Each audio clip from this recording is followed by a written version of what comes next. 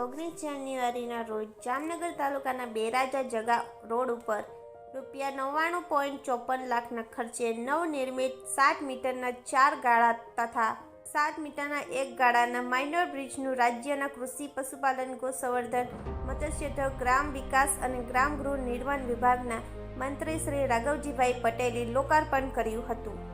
કાર્યક્રમમાં મંત્રીશ્રીએ જણાવ્યું હતું કે સરકાર દ્વારા મુખ્યમંત્રી ગ્રામ સડક યોજના હેઠળ બ્રિજનું નિર્માણ થયું છે. આ બ્રિજનો મેડી બેરાજ જગા તથા આજુબાજુના ગામોને પૂરતા પ્રમાણમાં લાભ મળી રહે છે. મુખ્યમંત્રીએ વધુમાં જણાવ્યું હતું કે ખેડૂતોની જરૂરિયાતોને સંતોષવા માટે સરકાર દ્વારા સુચારુ આયોજન કરી તે દિશામાં વિકાસના કામો કરવામાં આવી રહ્યા છે. બેડી ગામે મેડી બેરાજા જગ્ગા રોડ ઉપર આ માઇનોર બ્રિજની જરૂરિયાત હતી. વારંવારની રજૂઆત હતી અને રજૂઆત સરકારે માન્ય રાખી.